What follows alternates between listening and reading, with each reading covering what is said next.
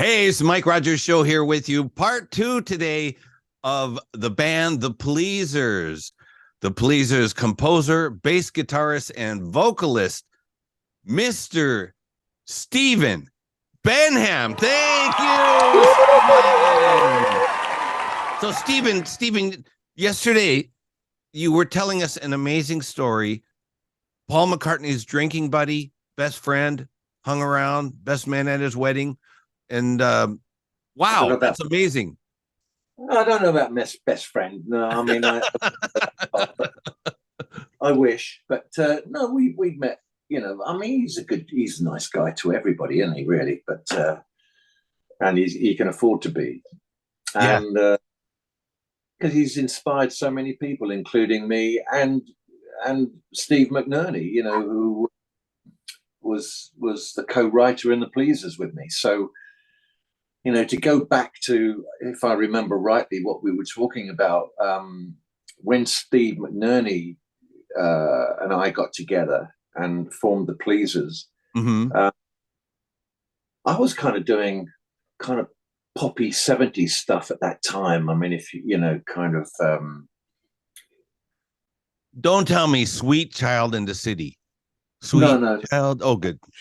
It was just kind of poppy stuff, you know, and... Yeah. Steve McNerney came up with this song, you know what I'm thinking, girl, which was kind of hawking back to the 60s kind of stuff, the jangly guitars and the harmonies, and kind of Beatley, really, because both Beatle fans. So I didn't resist that because I loved that stuff. And then when he wrote that song, with a bit of help from me, because we started kind of writing together at that time, and but he came up with the idea of coming out with that, because in the 70s that was kind of a new sound then. Of course, the production facilities were different and much better than they were in the 60s. And so we did, you know what I'm thinking, girl, and Hello Little Girl at Abbey Road, and with Ron Richards, and who worked with the Beatles. And then we thought, oh, this is a good road to go down. Let's see where this takes us, you know. So and in fact, it was that got us the deal with our publishing deal with Carlin. Guy called and signed us then because he loved that track. He was listening to all the stuff that I'd written prior to that, which was okay. But then when this one came on, it kind of jumped out of the speakers at him. And I was working at the time in a supermarket warehouse, stacking shelves and doing stuff like that. Steve McNerney had gone to see Dave Watson, and Dave said, you know, I'm interested in signing you guys and looking for a record deal for you. So I got this call on the tannoy, you know, Steve, come to the phone. There's a phone call for you, because there was no mobiles then. And I took this call from Steve. He said, we got a deal. I said, what? Yeah, we got a deal. Carlin, I mean, Carlin Music was one of the biggest. I know. You know, yeah. And Freddie Beanstalk and all that, you know. And so I hung up the phone, took my overall off, and left. Wait, you didn't tell your boss, take this job and shove it? I ain't in here no more. I left my overall on the cornflake packets and left the building, and then Steve filled me in with what happened, and they started supporting us and helping us to get gigs and helping us to get a record deal. And that's, I think, I'm not sure, Steve would know this better than me, but he's got a brilliant memory for all this. And so did Dave Rochelle, who unfortunately, along with Nick Powell, died just over a year ago, both of them, one through COVID and one through diabetes. So that was really sad. So unfortunately, we can't do any gigs anymore. But yeah, Steve would remember this better than me. But from what I can recall, they helped us get Chips Chipperfield down, and who then signed us to Arista, and then the rest is kind of history. Chips Chipperfield, that's not his real name, is it? That was his. I don't. You know what? I don't know what his real name was. Chipperfield was his surname, but Chips was his kind of pseudonym. Like mine was Bo in the Pleasers. I was going to ask you about that. Your name was Bo. Well, yes, Steve McNerney's girlfriend, because we had two Steves. I mean, in the beginning we had three, so we got rid of one. And then it was me, Steve Benham, and Stephen Benham, really. Stephen McNerney. But one of us had to change our name because it was too confusing. So I ended up being Bo. So Steve's girlfriend came up with that name, and that stuck. Big Bo on the bass, as I was called. Oh, wow. So there's three Steves. Then you guys killed the other Steve. Is that what you did? You murdered him and then no, we didn't. No. He actually, what happened was we were at Abbey Road Studios recording You Know What I'm Thinking, Girl, and if you've heard the track, it starts up with the dun dun dun dun dun dun dun bum bum bum bum bum. You know what I'm thinking. He couldn't get that timing on the notes. Oh, so he got very frustrated and upset, and because we kept on. No, it's dun dun dun dun dun. So Steve McNerney ended up. What are you, stupid? Yeah, and he left. So Steve McNerney ended up doing that. So which was, a good thing, looking back, hindsight, because then we found Nick Powell, who was brilliant. Oh, and he was our George Harrison, if because we were compared to the Beatles all the way through, which was a great thing, but a bit of a pain in the ass as well at the time. The Pleasers, I know about the Pleasers. I know you guys were on lots of TV and big stations. So tell us about the high points and the best parts, best memories with the Pleasers. I saw you guys on a TV show. It seemed like a BBC show or something like that. And the guy was like, right, yeah, we got right here, the Pleasers. And then you're up there smiling and everything. Well, back then they had kids' TV programs that were kind of entertainment variety shows for kids, and they broke bands on those shows. There was shows like Get It Together, Paul Nicholas, who became quite a well-known actor, and Keith Chegwin, who was a Radio 1 DJ, BBC Radio 1 DJ at the time, and they had all these well-known presenters from radio and TV introducing these TV shows that were kind of, a very famous one called Crackerjack, which so I kind of, we were so pleased to get on these shows, and we were on just about every single one of them. Wow. And mostly produced by a woman called Muriel Young, who was into, she was the big impresario at that time of producing programs.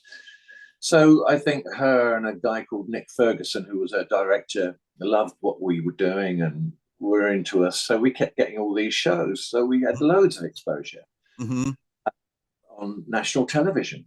And that was great for us. The funny thing is, because I think we had Arista as a record company, they never really knew how to break a band like us.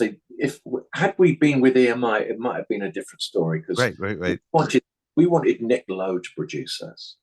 But we ended up with Tommy Boyce, and and I wonder what she's doing tonight, and I wonder what she's doing. Yeah, I know Tommy Boyce and Bobby Hart.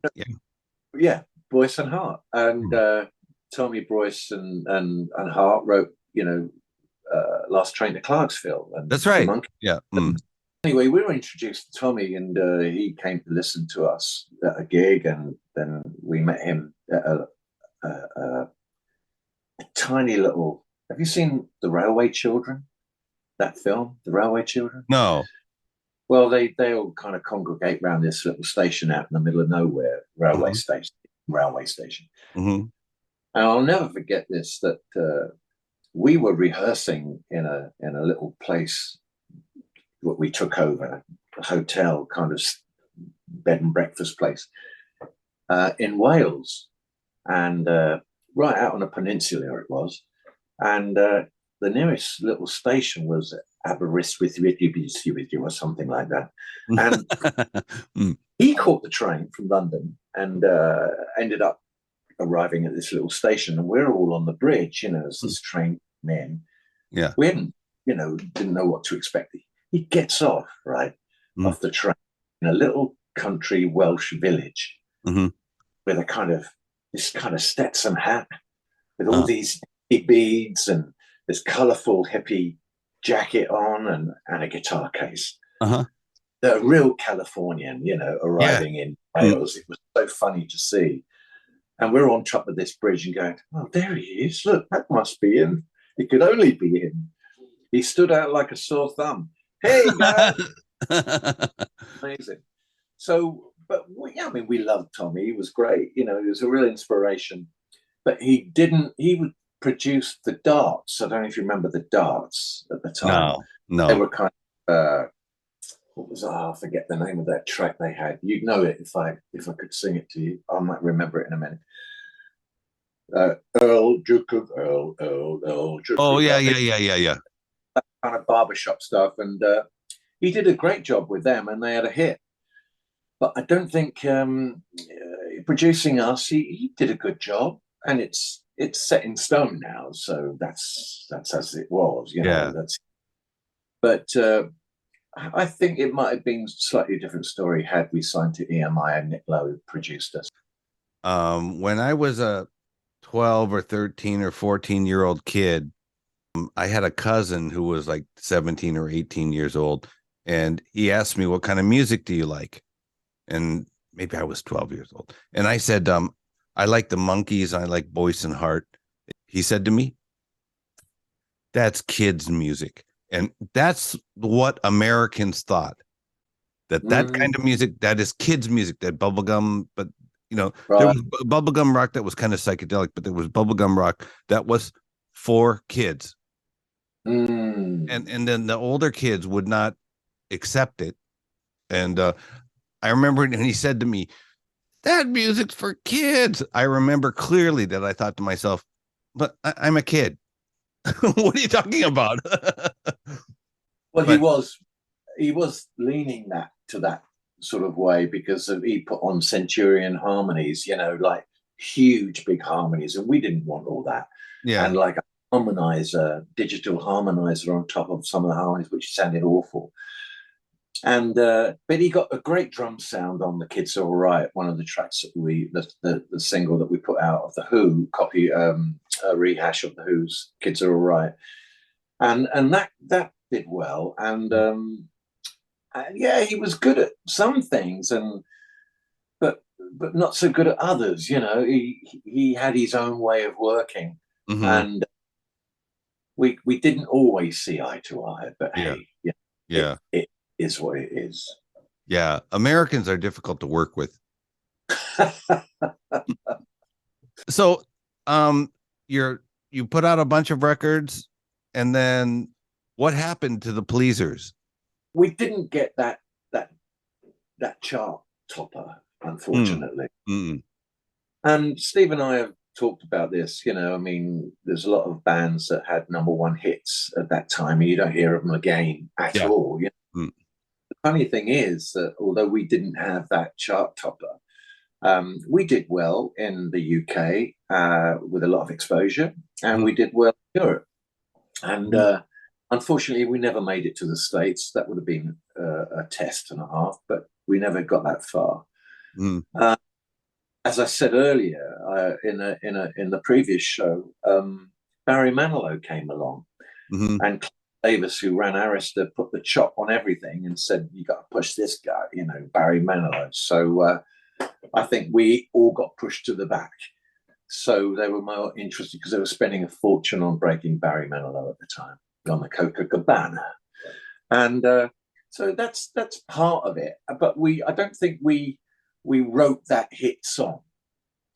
Funny enough, wait. So you're saying that you think you guys didn't really break it big because you didn't write the hit song, but I think it's because of your label, a good label. If you had Nick Lowe producing your record with this song, which was put out by this label, this song, and then you would have had a big hit. Yeah, I mean, life is full of what could have beens, really. I mean, there's so many things. I mean, it is what it is, and the thing is, I'm happy with our catalog. Yeah, I'm happy with what we did, and so is Steve. And I think it's something that we look back on and feel quite proud of, really, because we worked bloody hard. We were one of the highest paid bands on the circuit at the time. Wow. And in fact, we remember I think Steve and I went to the Greyhound to see the Jam, and John Weller, which was Paul Weller's father, was managing them at the time, and he said, I want to manage you guys. I think good manager, and we said no. But we thought we thought we knew what we were doing, but of course we didn't. But I think the Jam had a good record company, and so did a lot of the Clash as well. I mean, all the bands at that time. Yeah, I've listened to your songs, and I used to like the Jam, but it seems to me, and I could be wrong, but your songs are more, what do you call it, commercially acceptable to an American audience than the Jam songs were, because like the Jam songs, A-Bomb on Wardour Street is pretty much a pop song, but a lot of the other songs, there's just something about it. I can't put my finger on it, but it's just, it seems like underground music, alternative music, and American radio won't play it. Yeah, I mean, I can't knock the Jam. I mean, I knew Bruce Foxton because he lived around the corner from me, I've met him before too. Nice guy. Yeah, and Weller as well. I mean, I met him in Primrose Hill a few years back, and he was nice enough.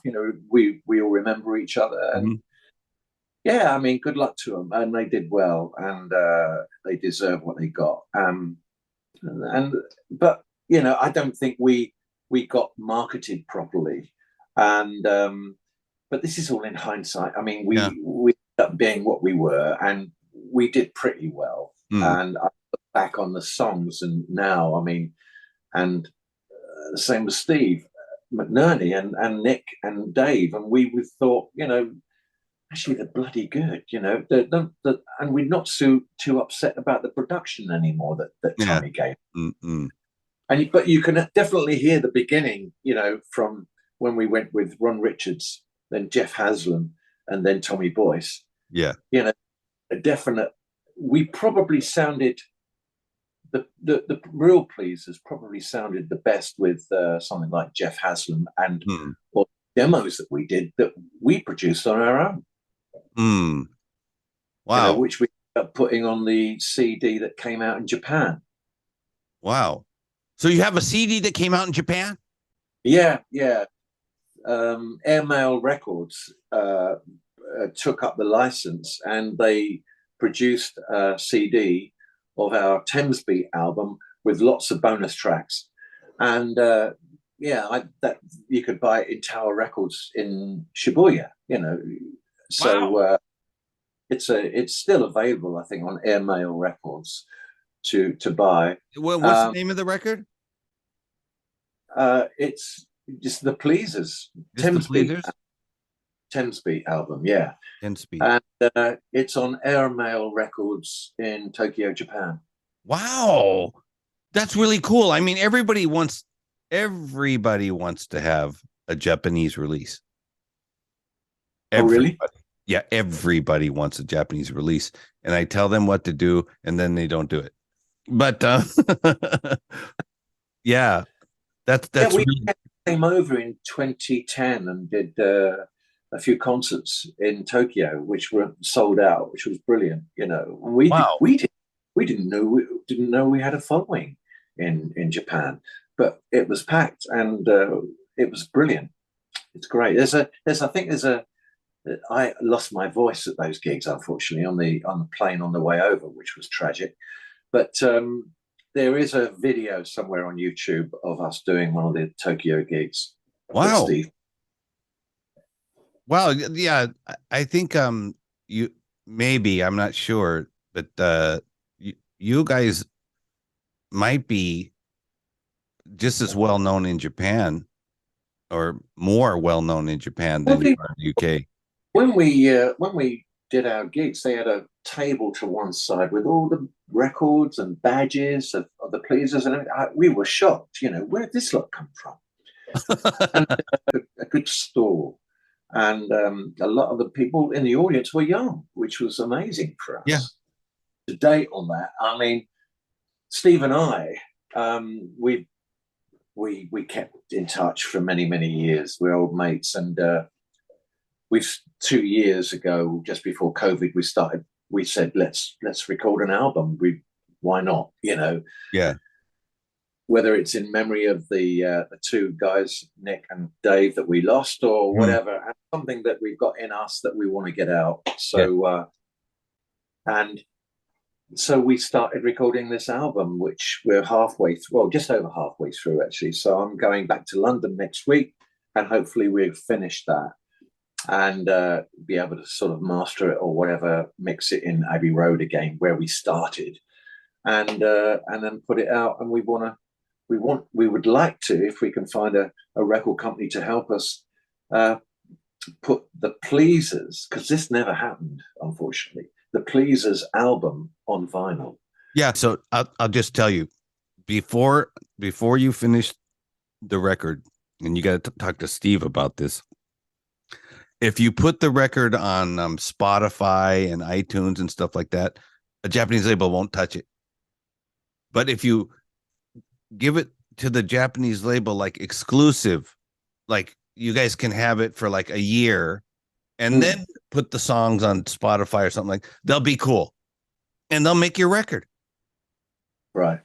So we'd try anything. It'd be great. We just want people to enjoy what we're doing now, because it's not the same, but it's us, and it's still our voices and harmonies and Steve's guitaring and me on bass, whatever, and keys, and we're having fun doing it, which is the most important thing. That's really cool. Okay, so what's about Sound Street Radio, Tokyo and London? I moved to Yamagata up in the north of Japan with my wife Noriko, and didn't have anything to do, and she was working like a ferret, and I didn't have anything. I met this guy called Daisuke, who became a good friend of mine, and I said, "What's the radio stations like around here?" There's an FM radio station and a few others. And I said, "Well, let's go and see them and see if we can make a program for them once a week." And so we went up there and went in, and you can imagine Daisuke's reaction, or any Japanese person's reaction. You can't go in there. You can't just knock on the door and go and see him. You need special appointments and all this. No, stop that. We're just going to knock on the door and see what happens. Walked in there, and they were all, shocked and surprised. Who are these two guys? To cut a long story short, I said, "Look, we'd like to make a music show of local musicians and new music in the Yamagata area. Are you interested?" And this producer said, I don't know. He said, "But could you put something together and let me hear it?"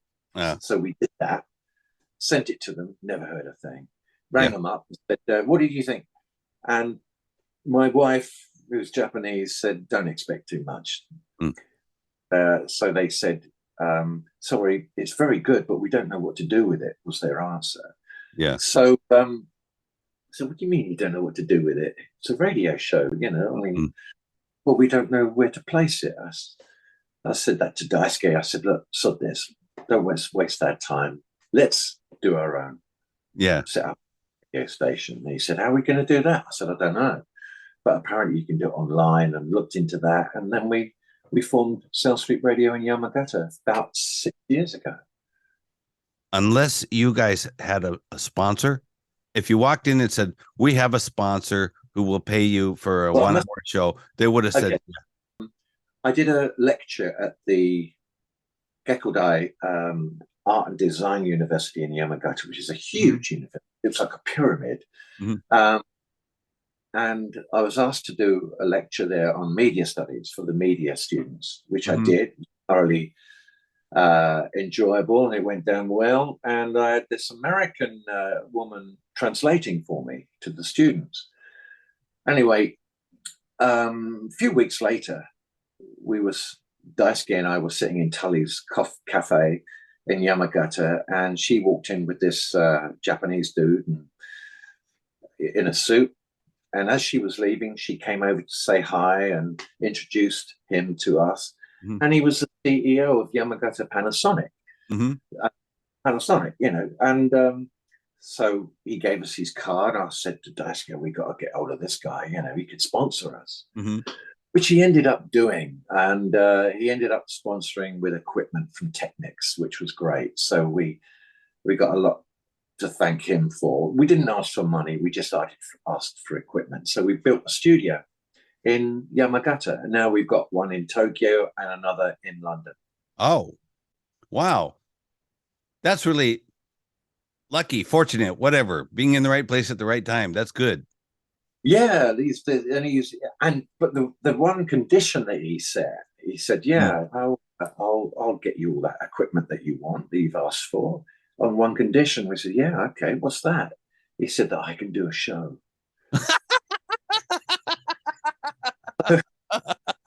Okay. Yeah. What do you want to do? He said, I'm into rockabilly, American rockabilly. I want to do a rockabilly show. So I said, yeah, great. So he does one of those every month. Well, that's cool. Yeah, and his name's Toshi Sano. Yeah. Okay, so Sound Street Radio, how can I find it on the internet? Just Google Sound Street Radio, or you can go to our website, which is ssr90.com. ssr90.com. 990.com. 990. Yeah, the 990 is the postcode for Yamagata, which is why we set it up there. Oh, that's good. Okay, so anyone can listen to the Sound Street Radio, and basically, what kind of music do you play? Your kind of music. My kind of. Well, yeah. The great thing is that, folks, that we've got Mike Rogers as one of our syndicated radio shows, which is brilliant. Love your show. And we've got the show that I do, which is new music stuff. And we've got Toshi Sano that does rockabilly. And we've got Daisuke that does easy listening and jazz. And we got DJ Curry Rice that does old style Japanese stuff. Cool. And easy listening. DJ Curry Rice, his name. Yeah, he does a great show, actually. And it can all be found on about up to 35 different radio platforms. So do you know Radio Garden? What is Radio Garden? Yeah, we're on Radio Garden. You guys are on Radio Garden. Yeah, and TuneIn Radio. In Japan, on Radio Garden, I don't think there's 8 stations. Really? Yeah. I think that's because then they don't allow online radio stations to play music, do they? No. So how many years have you been doing Sound Street Radio? It's coming up to 6 years now. So I've been doing internet radio now for almost 4 years, and it's been a learning experience because I was always an FM radio DJ, an AM DJ, but the internet radio is such a new thing in Japan. Still such a new thing. People don't know. So I think Sound Street Radio is a really, really good project. You guys keep doing that. And then one of these days soon, some big company like Toyota or whatever is going to realize that. Dr. Martin. What? Or Dr. Martins. That's who we Dr. Martins, whatever. And realize that paying a regular TV station or a radio station millions of yen for like a 1 hour show a week is a waste of money. They will buy your station. And then you are in Fat City. We're open to offers. That would be really nice. I mean, because really what we're all about is just me trying to give something back to young musicians, artists that want to be heard. Anyway, so thanks so much today, Mr. Stephen Benham. This has been a great talk, an interesting talk. I want to have you back on the show again. When you come, you finish your album, you come back to Japan, and then you get a deal or whatever. Let's come back on the show and talk about it. It would be great. I mean, to get Steve as well. He's and we could probably both do a little chat with you. That would be really fun. That would be great. So anyways, thanks so much to Mr. Stephen Benham. Yay! If you like this video, go down here and click like and click subscribe. I'm Mike Rogers, and thank you for tuning in. Thank you, Mr. Steve Benham. Thanks a lot, Mike. Bye for now.